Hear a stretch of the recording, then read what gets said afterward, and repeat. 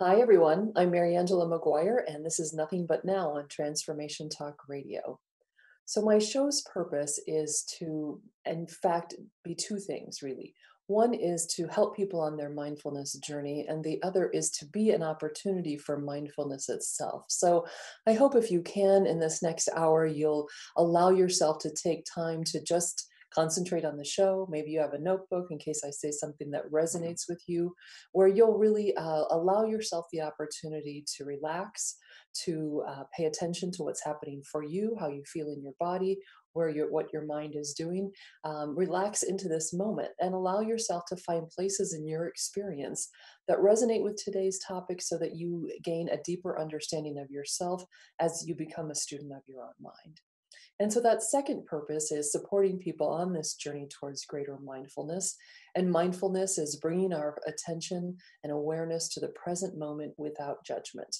Again, one of those things that I say in the intro sounds very simple. I'm here, I'm paying attention to now without judgment. That can, I find, be the trickiest part. So it's a simple goal, but a difficult one to achieve continuously throughout the day. And why do we do it though? What's the purpose of achieving greater mindfulness in our daily lives? And I think the primary goal is to create greater inner peace, right? Then it seems to me that no matter what's going on in our lives, that the world around us calls for as many of us as possible to have greater inner peace so that we can be a greater force for peace in the world, bring peace into the world. And I think that's a very worthy aspiration for all of us. My idea for today's show, now that we're within a few days of the election, was to talk about mindfulness practices we can use and employ to stay calm, awake, and aware, to be at peace. But if you're anything like me, while the desire to be more peaceful, a more peaceful presence in the world, especially right now, is greater than ever, the challenge is also greater than ever, right? I can't open my email without seeing, honestly, each day I'll bet I get 30 emails about the election.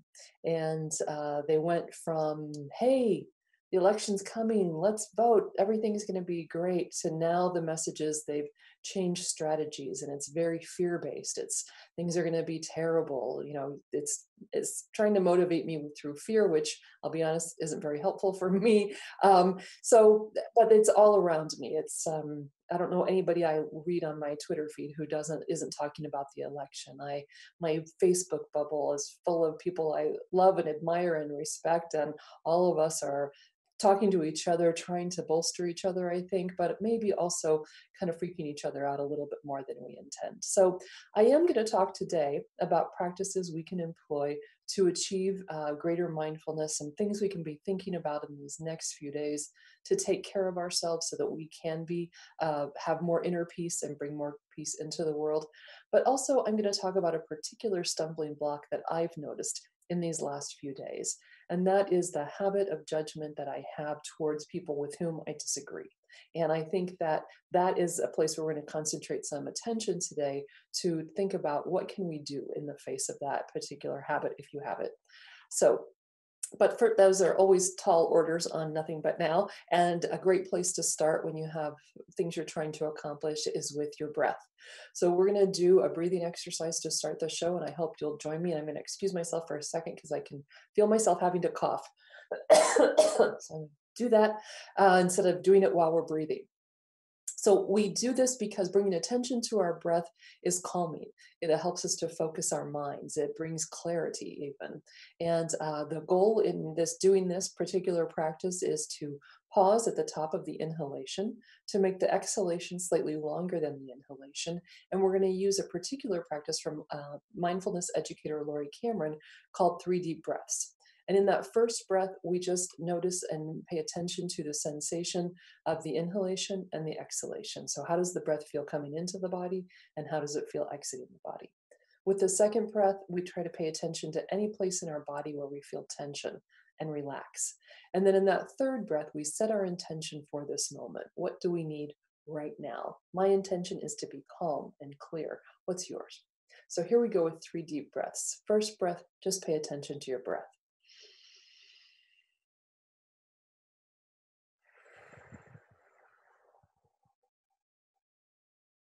Second breath, notice any place you feel tension and relax.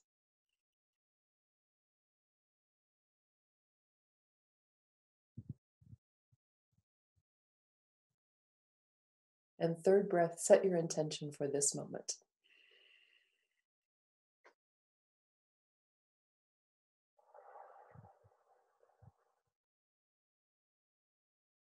Thanks for joining me with that.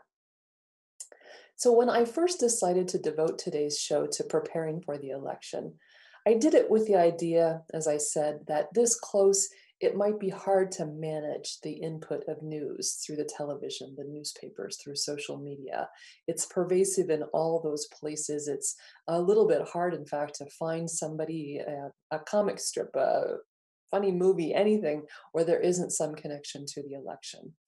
I thought I might be in a place where I was struggling to be relaxed in my body, to really notice tension and let go of tension. I thought it might be challenging to be in the present, to acknowledge feelings of fear and anxiety and allow them to pass through me rather than holding on to them and getting myself internally really jammed up with those feelings of fear and anxiety. I thought it would be hard to quiet that habit of letting an inner dialogue with someone with whom I disagree dominate my every waking moment. And I was right about all of those things. All of those things have been a challenge.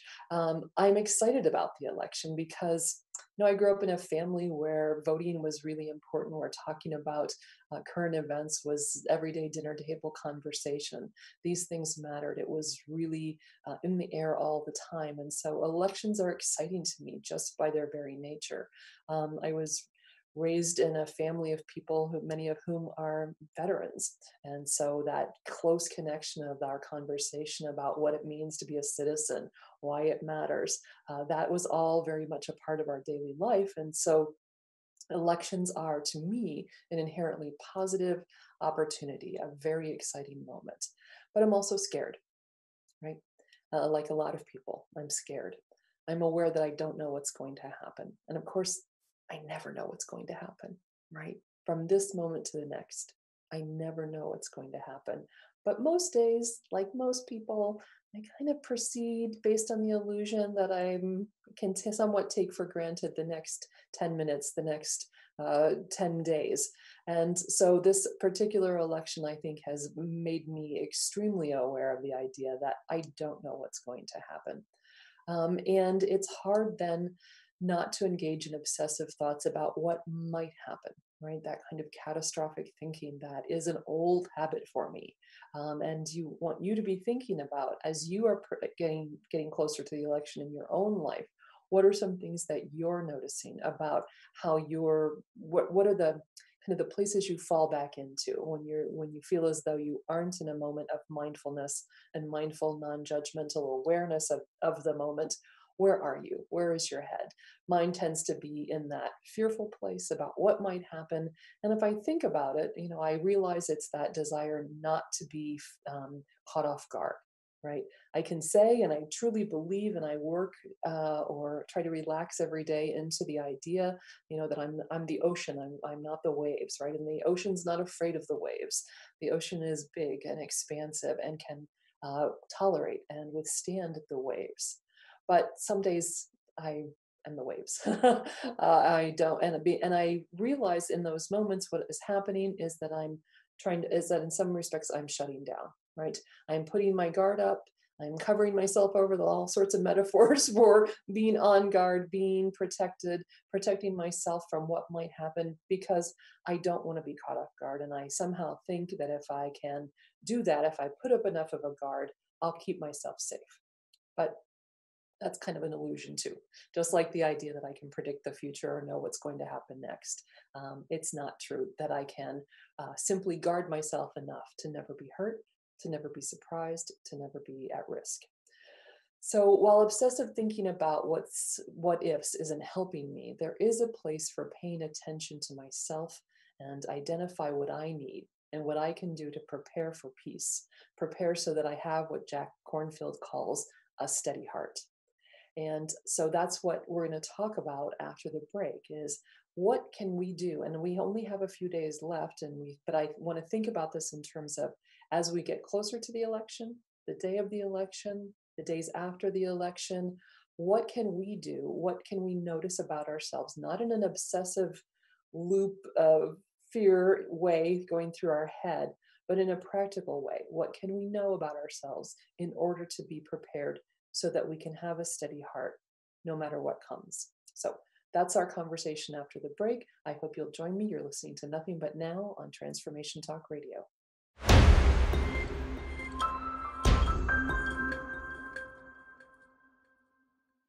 Hey everyone, I'm Mariangela Maguire. Welcome back to Nothing But Now on Transformation Talk Radio. So we're just a few days from the election.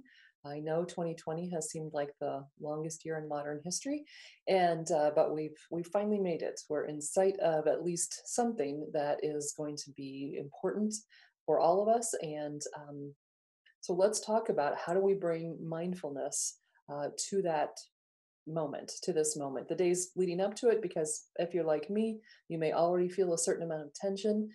If you are like me, you might be anticipating you're going to feel more tension or a different kind of tension after the election.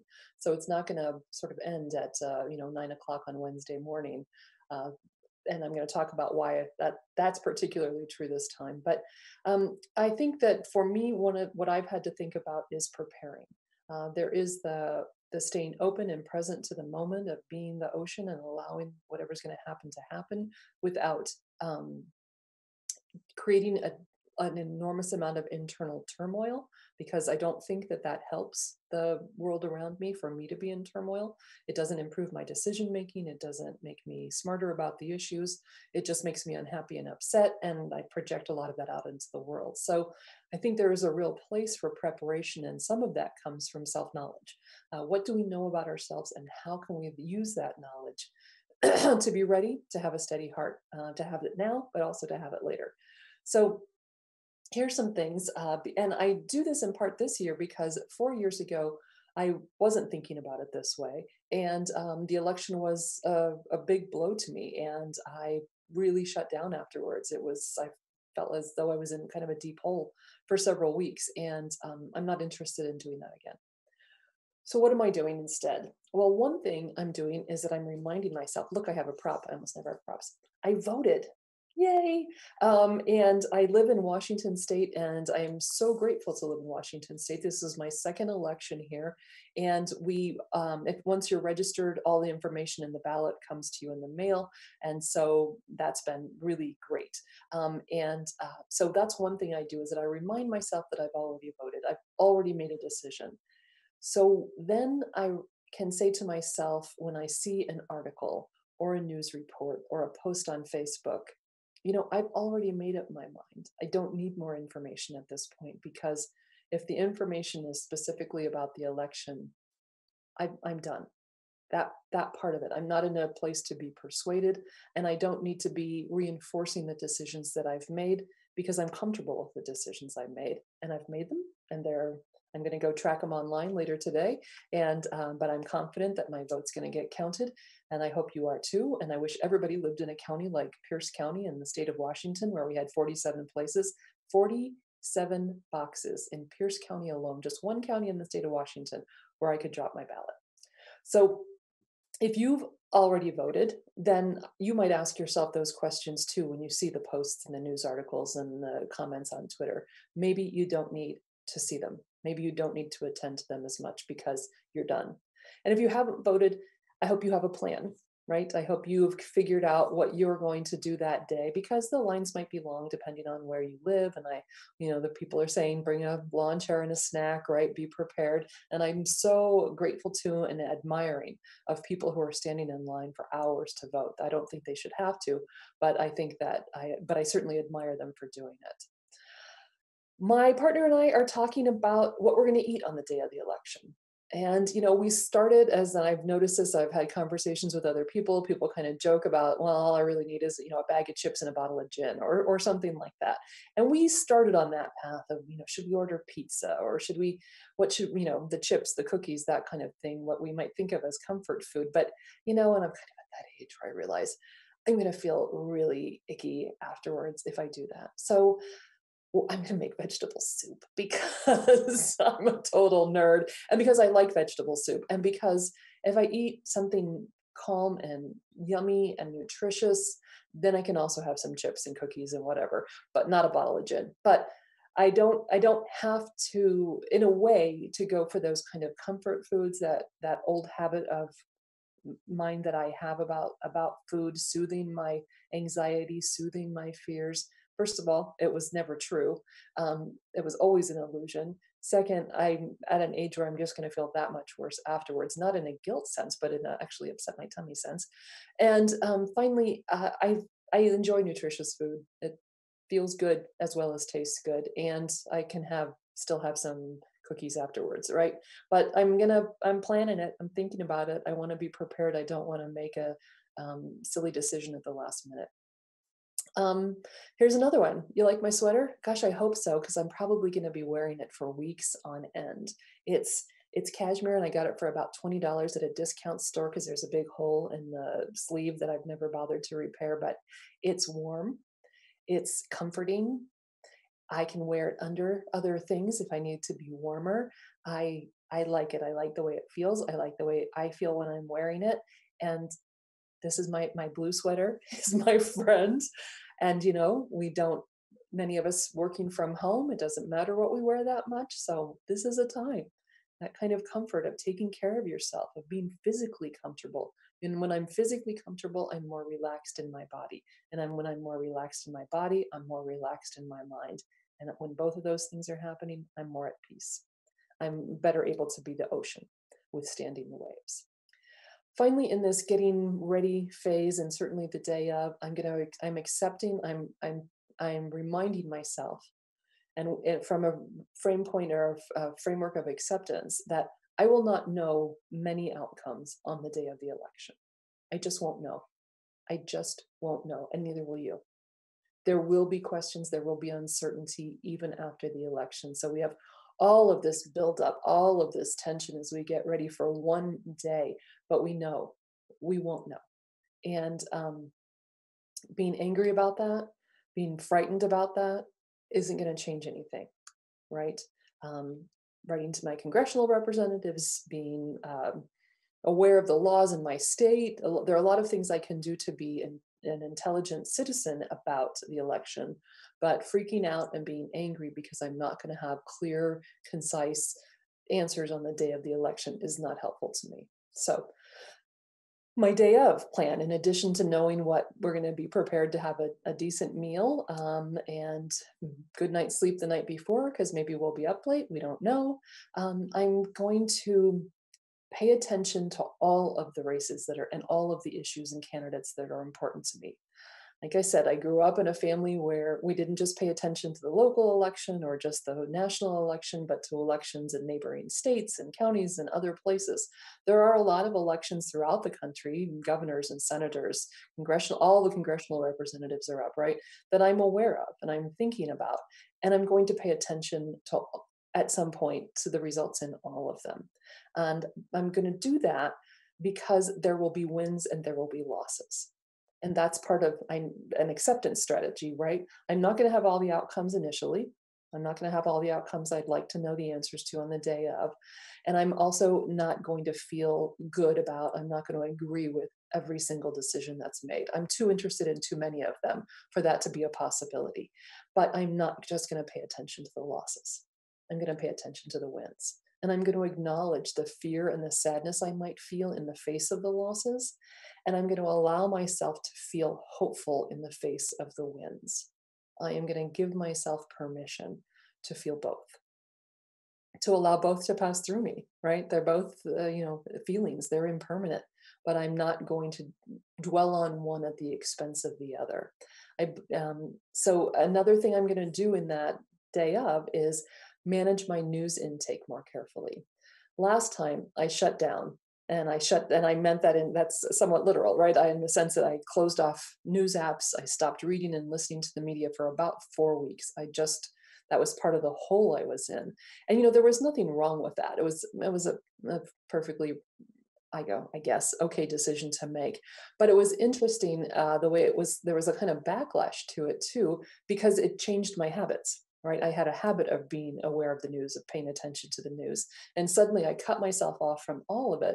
And instead of that making the election and the outcome sort of recede in my mind, of course, it made it front and center all the time. So I'm just going to pay a little bit more attention and have a little more nuanced response to the whole thing. And I'm going to notice what about myself that I I'm happy to dwell on facts. I'm happy to notice facts about outcomes in the election, trends that people observed around voting. But what isn't helpful to me is the second guessing, is the person who comes on the news 24, 48, 72 hours after an election and says, well, here's where the losing candidate went wrong. That doesn't help me. I don't feel better in the face of that. And then it creates this cranky, angry dialogue in my head. And I'm all wound up in it again in a way that's absolutely unhelpful, absolutely unproductive. And so I'm going to manage the kind of news and the kind of information that I take in the days after the election. Um, I think this is really important, of noticing wins as well as losses, acknowledging fear and sadness as well as places for hope. For instance, one of the places that I feel hopeful is not only the number of people voting, but people talking about how they vote. So for me to talk about how great it is in Washington and other states where we can mail in deliver our ballots to a box in the county or mail them in, where it's very routine and it's very well managed, maybe that'll get people in other states talking about, why aren't we doing it that way, right? So those for me will be places of hope regardless of outcomes.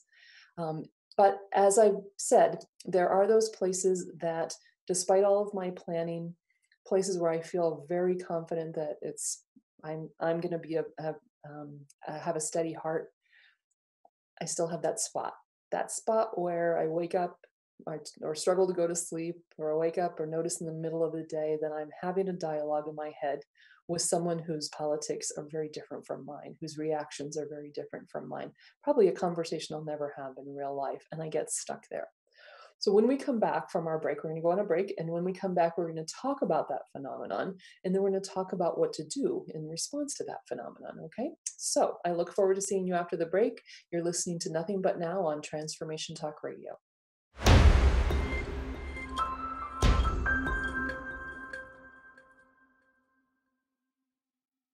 Hi, everyone. Welcome back to Nothing But Now on Transformation Talk Radio. I'm Mariangela Maguire, and I've been talking about what things that you might be doing to bring steadiness to your heart in these days before the election and the days after the election. And really, for me, it has come down to knowing myself, paying attention to maybe past behavior. How did you react after a previous election? What were some of the ways that you dealt with it, and what would you change? For myself, I have to pay attention to information that I consume, because it can really bother me or upset me or send me down a kind of whirling path of unhappiness or frustration or anger. I also have to take care of myself in kind of a physical way, of careful about sleep and what I eat. I don't want to make decisions that make what will inevitably be a challenging situation difficult. And why is it inevitably difficult? Because we probably won't know all of the outcomes right away. And no matter what the outcomes are, it's very unlikely, if you follow more than a couple of races, that you're going to be satisfied with every outcome. And so it's helpful to think, if that's the case, right? If I want to, and from the idea of Byron Katie's idea of loving what is. right? If I want to be in a state of acceptance, if I want to have a steady heart, I'm going to acknowledge that I may feel hopeful in some places, fearful in others, but I'm going to be truthful with myself, honest with myself about that, and be prepared, so that I don't get carried away by overwhelming emotions that inevitably will pass unless I get myself ground down in them. And that's what I'm trying to avoid. I don't want that. I've had it happen before. I don't like it. I don't think it's useful. But one place that has over and over again been a little bit of a stumbling block is these conversations I have. And I've always been a person who rehearses conversations, sometimes in a productive way. Like, and how would I say this? How might it work out, etc. But oftentimes in a not productive way. And it just like it's a loop, when a song gets stuck in your head. I sometimes feel as though conversations with particular others get stuck in my head. And this election season has brought those to real awareness. So even as I'm thinking about making vegetable soup and as I'm wearing my favorite sweater, I'm also having a kind of an angry dialogue with people in my life. So if this is something that you notice, here's let's talk about that for a minute. And maybe you would think about, and if you've got a notebook, write it down. Let's be journalistic about this. Who is it? Right? Who in your life, whose image comes to mind that you have those dialogues with? For me, it's a family member in particular, but I think maybe, I don't know, does everybody do this? Sometimes it's public figures that people I do not know, but I would like to have a few words with, right? So there's that who, and I want to notice who with whom am I having these repetitive conversations? What are we talking about? Right? What am I trying to persuade them of? What are they trying to persuade me of? When is this happening? Is it when I'm trying to go to sleep at night?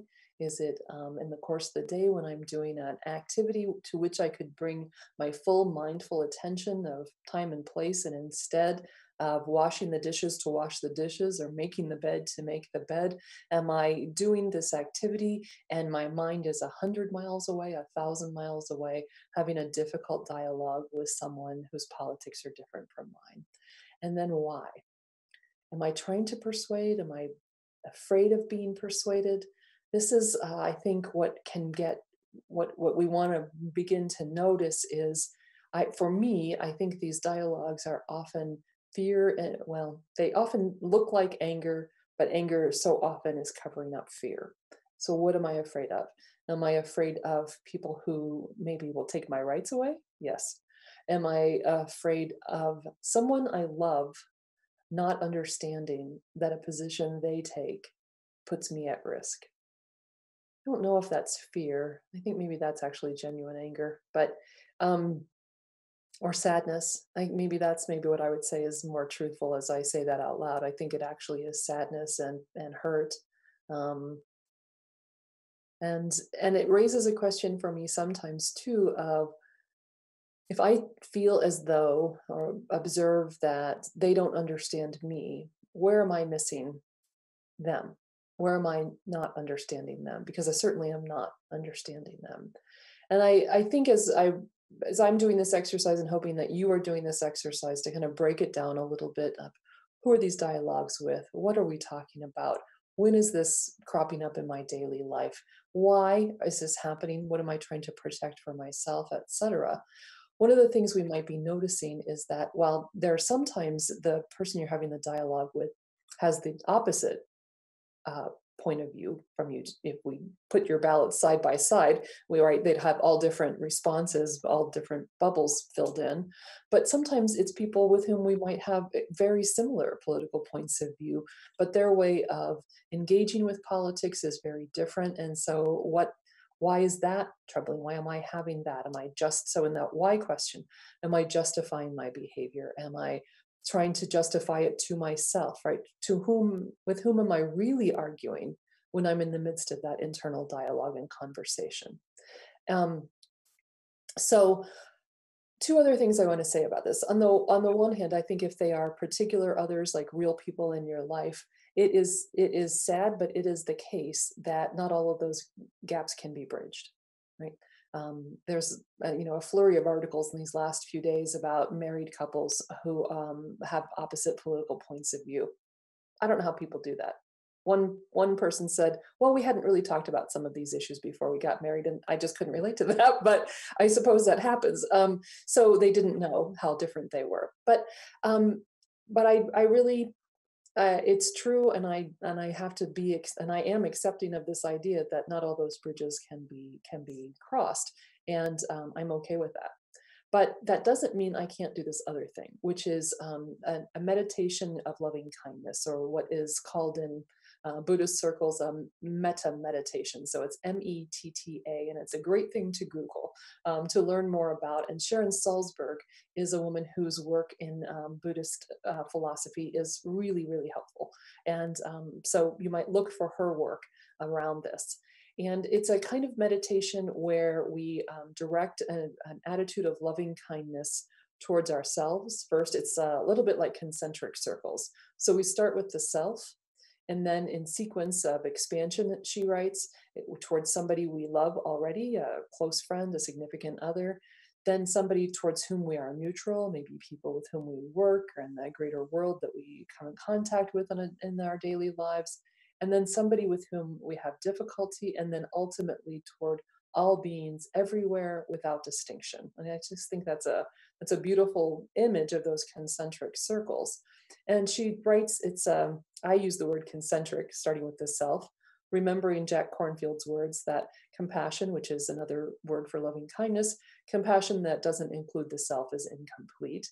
So it's important to start with ourselves. But she also says it's a concentration meditation. And by that, she means that anytime we meditate, there is the opportunity to be distracted. Our knee itches, we think of our to-do list, we hear a sound in the distance, something distracts our attention. And sometimes in meditation, a certain kind of meditation, when our mind goes in a different place, we might follow it for the purposes of noticing. And we've talked a little bit about this in past episodes. Where does my mind go in those moments of meditation? And I can learn quite a bit about myself from that. But in a concentration meditation, the goal is to keep coming back to the object of meditation. And so, in addition to these concentric circles, self, beloved other, neutral other, person with whom we have difficulty, and then all beings everywhere, we want to keep bringing ourselves back to that. But we do it by invoking a particular phrase. And if you read someone like Ruth King's work on meditation, she has a great chapter on meditation. And all the different things that we might say. And some people go through a kind of list of things, and some people kind of boil it down to one thing. And they tend to be phrases like, may you know peace, right? May you be well. And so every time we are doing this meditation, starting with the self, when we get distracted, instead of following that distraction and noticing where our mind goes, we return to that place of may you be well, may you know peace, may you be well, may you know peace. And it can be hard to do this kind of meditation towards the self. It can be easy to do it towards someone whom we love. It can be not terribly challenging, maybe unfamiliar, but not necessarily challenging, to direct it towards a neutral other. It can maybe be almost too easy to say towards the whole world and all beings without distinction. But for me, the two hard places are directing it towards the self and directing it towards someone with whom I have difficulty. And in both cases, I think it's for the same reason. That's for me where the distractions are most likely to pop up. And it's really in that sense of, yeah, but, right? May I be well. May I know peace. And that's when the inner critic shows up to say, really, do you deserve it? Really? I'm not so sure, right? And with another person, someone with whom I have difficulty, it can be very challenging, because to even think of that person is to put myself often in that place of conflict with that person, even if it's only in my mind, of going back to those dialogues over and over again. But of course, that is actually what makes this meditation so powerful. And Salzberg has this great comment. She said, the non-concentration meditation is intended to be one of great knowledge about ourselves, of really learning about ourselves. But of course, she says this is kind of a sneaky self-knowledge meditation, because it appears, in a sense, on the surface, to often be about others. But what a great opportunity to learn about ourselves as we try to have an attitude of loving kindness in this concentrated, focused way on someone with whom we have difficulty, someone who we believe maybe does not respect or see us as we need to be respected and seen, or think that we do. So this is a strategy that I think is hard. I'd encourage you to look it up so you get a little bit more ideas about how it works. But I think in these next few days, for me, this meta meditation is going to be extremely important to my capacity to be at peace, to have a steady heart. So we're going to take our final break, and when we come back, we're going to review some of these ideas and strategies of how to withstand, how to have a steady heart in the face of a great cultural moment of the election. So you're listening to Nothing But Now on Transformation Talk Radio. See you after the break.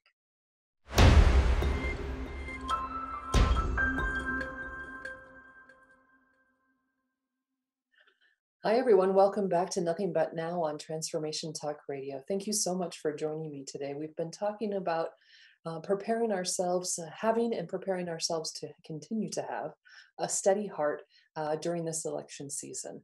And I've been talking a little bit about some practical things, material kinds of things that I might do to prepare myself, of thinking about what will help me to feel healthy and safe and sane during a lot of there's a lot of information coming at us no matter what the outcomes are. If I just think about the press of emails and tweets and things on Facebook and on television, there's just a lot coming at us, and we can manage some of that input, but also it helps just to have a steady heart. So in these next few days, I really encourage you to think about your habits, the ones that help you to stay feeling good about yourself and have a steady heart, whether it's getting enough sleep or what you're feeding yourself, both your mind and your body. My meditation practice, I'm committed to. My walking practice, I'm committed to home cooking, I'm committed to, and managing my intake of news. If I've already voted, maybe I don't need a lot more information from external sources. And then finally, to notice what your sticking points are. For me, it is that loop in my head sometimes about people I love, maybe, or don't even know, but with whom I deeply disagree. And so I've recommended learning more about metta meditation, METTA, and someone like Sharon Salzberg is a great teacher on this topic, someone whose work you might want to look at to learn more about it. But it's a concentration meditation of loving kindness, first towards the self, then towards a beloved other, then towards a neutral other, then towards someone with whom you have difficulty, and then towards all beings everywhere without distinction. And to have a phrase in your head or a series of phrases, positive phrases such as, may you be at peace, may you be well, may you know love, may you know kindness, but I really tend to focus on may you know peace and may you be well, because it's simple and I can remember it. It is difficult to do towards the self in particular, I find, because we have a tendency to start to argue with ourselves and be distracted immediately. And so the goal is to just keep coming back to the phrase, may you know peace. And then with someone with whom I have difficulty, the challenge of not being distracted immediately by the source of that difficulty, particularly in this season around political differences. It is not a way of agreeing with someone. It is not a way of saying that somebody else's point of view is okay, right? I don't necessarily think that that not every point of view is okay in my mind. But that said, so what? In a sense, because my disagreement with them, unless I can have an actual constructive conversation, if it's just what's happening in my head, that produces turmoil in me. It gives me anything but a steady heart. And instead, I want to be at peace. I deserve to be at peace. It's okay for me to be at peace. I'm allowed, even in this incredibly difficult political season, to be at peace. I am allowed to be at peace. I think sometimes we think that if we're at peace, it's as though we're not paying attention, that we don't care enough, that if we're not upset and angry, that it suggests that we don't care enough. But for me, I just simply think that's not true. I care very deeply, but my inner turmoil doesn't improve any situation in the world. I want to be a force for peace. So that's what we've been talking about, and I hope you will think about those things. I also have this quote I want to share with you in a general sense, but I think it speaks to this moment as well, from a woman on Twitter whose Twitter handle is I am Kira J. And she says, you all beaten yourself up about the mistakes you've made in the past, as if you've been here twice or something. I love that. Y'all be beating yourself up about the mistakes you've made in the past as if you've been here twice or something. This is your first time living this life. Give yourself some grace as you've learned to navigate through it. You don't know what you don't know till you know better. But the most beautiful thing, you don't know what you don't know till you know better. So maybe 3 more deep breaths. Pay attention to the breath. Pay attention to the tension. Set your intention for the next hour.